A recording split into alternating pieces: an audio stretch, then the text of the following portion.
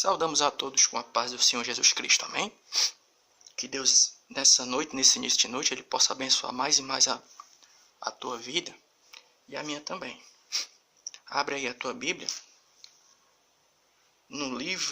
na carta de Paulo aos Efésios, capítulo 6, o versículo do 10 até o 12.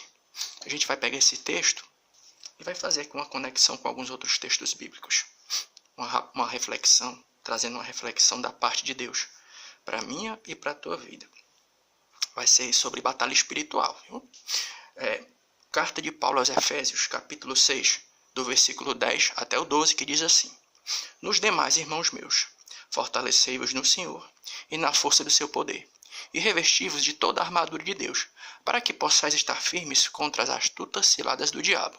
Pois não temos de lutar contra a carne e sangue, e sim contra os principados, e contra as potestades, e contra os poderes deste mundo tenebroso, e contra as forças espirituais da maldade nas regiões celestiais. Então, o que é que vai acontecer? Nesse texto bíblico aqui, o apóstolo Paulo, inspirado pelo Espírito Santo de Deus, vai convocar, vai conclamar aos cristãos, à igreja, para que venha se revestir com todas as armaduras de Deus. Né? Tem um preparo espiritual, porque ele diz, nos ensina, a palavra de Deus nos ensina que, embora nós não possamos ver, existe sim uma batalha ocorrendo no mundo invisível. Uma batalha que está sendo travada pelo bem e pelo mal que se opõe às forças do bem. Então Paulo, sabendo disso, ele aconselha a igreja que venha estar preparada. E o que é que vai acontecer? O que é que acontece? Trazendo para a nossa vida. Se a gente, lendo a palavra, descobre que existe uma batalha no mundo espiritual, o mal está se opondo a mim e à tua vida, vai surgir uma pergunta: em que campo, basicamente, o inimigo das nossas almas, ele trabalha? E a gente queria mostrar aqui dois pontos básicos, duas áreas em que o diabo, o inimigo das nossas almas, os demônios, eles trabalham. E eles tentam trazer prejuízo para mim e para a tua vida. A primeira, sabe onde é? É no campo da teologia. Isso mesmo, no campo da teologia, da doutrina, do ensino. Viu? E onde é que a gente vai encontrar isso? Essa operação maligna no que é concernente falsos ensinos. 1 Timóteo 4:1. 1 Timóteo 4:1. O primeiro campo, a primeira área onde o diabo trabalha é na questão da propagação de falsos ensinos. 1 Timóteo, primeira carta de Paulo a Timóteo, capítulo 4, versículo 1, que diz assim: O Espírito, porém, expressamente diz que nos últimos tempos alguns apostatarão da fé, dando ouvidos a espíritos enganadores e a doutrinas de demônios. Paulo, aqui inspirado pelo Espírito Santo de Deus, nos diz que o Espírito Santo, nos últimos dias, ele disse que nos últimos dias, um dos sinais que irão marcar os últimos dias serão o quê? A questão da propagação de falsos ensinos. Então, de forma bem básica, quando a Bíblia nos afirma que o diabo ele trabalha por intermédio de falsos ensinos, uma falsa doutrina, vai ficar a pergunta: então como a gente pode identificar quando um ensino ele é produzido pela mente de Satanás? Ele provém, ele vem, é oriundo das forças do mal. Para a gente saber isso, a gente tem que ir lá para o livro do Gênesis, capítulo 3, do 1 até o 4. Livro do Gênesis 3, do 1 até o 4, que diz assim: Ora, a serpente era o mais astuto de todos os animais do campo, que o Senhor Deus tinha feito. E esta disse à mulher: É assim que Deus disse: Não comereis de toda árvore do jardim? Respondeu a mulher à serpente: Do fruto das árvores do jardim podemos comer, mas do fruto da árvore que está no meio do jardim, disse Deus: Não comereis dele, e nem nele tocareis, para que não morrais. E então a serpente disse à mulher: Certamente não morrereis. Então esse texto bíblico aqui nos narra um momento que antecede a queda do homem e da mulher. Aquele momento em que Deus ele disse: Olha, vocês podem provar no início, no livro do Gênesis, para o primeiro casal, Deus disse assim: vocês podem provar de todos os frutos, de todas as árvores, mas do conhecimento do bem e do mal vocês não podem provar. E a Bíblia nos diz que o inimigo das nossas almas, Satanás, ali transfigurado na figura de uma serpente, conversa com a mulher. E qual foi vamos dizer assim, a argumentação que o diabo utilizou para fazer com que a mulher viesse a provar do fruto do conhecimento do bem e do mal e depois passasse para o homem, para o seu marido? Sabe qual foi? Ele disse assim: não, o que Deus falou não é verdade não. Pode comer, que o que ele falou, a questão de se vocês provarem desse fruto, vocês irão morrer, isso não vai acontecer. Então o diabo mentiu.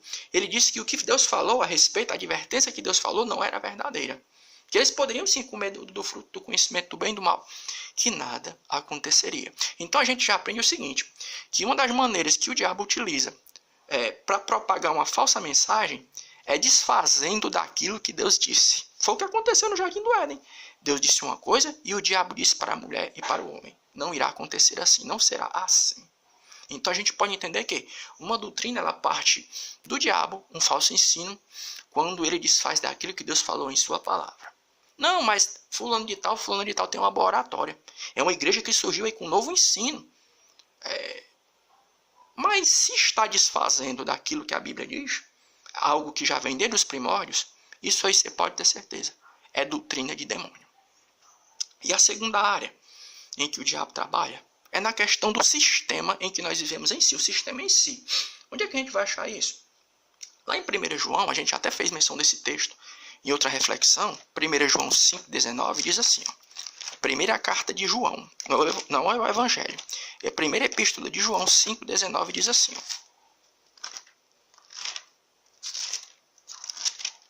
sabemos que somos de Deus e que o mundo inteiro jaz no maligno. Então o que é que esse texto aqui, João, inspirado pelo Espírito Santo de Deus, ele está dizendo nesse texto? É que o mundo, o sistema já está no maligno, está debaixo de uma influência maligna. Diz outro texto aí, você me pergunta, Mateus 4, do 8 ao 10. Mateus 4, Evangelho de Mateus, capítulo 4, do 8 ao 10. É a provação, aquele momento em que Jesus está no deserto, sendo tentado pelo diabo. Jesus levou novamente o diabo a um monte muito alto e mostrou a Jesus todos os reinos do mundo e o seu esplendor. E lhes disse, tudo isso eu te darei se prostrado me adorares. Então disse Jesus, retire-te, Satanás, pois está escrito, ao Senhor teu Deus adorará, e só a ele virás. Ou seja, prestarás culto. Então outro texto bíblico aqui que nos mostra que Satanás, ele exerce influência sobre os reinos da terra. Uma influência. Tudo é de Deus. Mas ainda assim o inimigo, ele oferece essa influência. 1 Timóteo capítulo 2 e 1 ao 2. 1 Timóteo capítulo 2. 1 Timóteo capítulo 2. Olha como é interessante isso aqui. 1 Timóteo capítulo 2. Do versículo 1 ao diante. Exorto, pois, antes de tudo, que se façam súplicas, orações, intercessões e ações de graças por todos os homens, pelos reis e por todos os que exercem autoridade, para que tenhamos uma vida tranquila e sossegada, em toda piedade e honestidade. Então, Paulo aqui, ele pede à igreja que orasse pelos governantes, ou seja, por aqueles que têm cargo político durante o dia de hoje. Por quê? Porque Paulo entendia que até mesmo por trás do sistema e da política, existem forças malignas operando em algumas pessoas. E como a gente pode identificar isso? Por intermédio do quê? Leis que às vezes querem ser votadas, que vêm a ferir os preceitos da palavra. Quando você vê determinadas coisas se levantando, coisas que trazem prejuízo à mensagem do Evangelho e distorcendo aquilo que Deus falou na sua palavra, leis tentando ser votadas, pode ter certeza. Tem a mão do inimigo das nossas almas por trás disso. Então, fica aqui mais essa rápida palavra de reflexão, orando ao Senhor nosso Deus, que Ele continue nos capacitando, nos dando condição de discernimento espiritual, para que nós possamos identificar, porque nesses últimos dias a gente está precisando, que Deus nos dê desse discernimento, porque muitas coisas estão acontecendo, né? Campo político, a palavra, sinais de que Jesus já está voltando, são sinais da volta de Cristo. E a gente tem visto muito isso.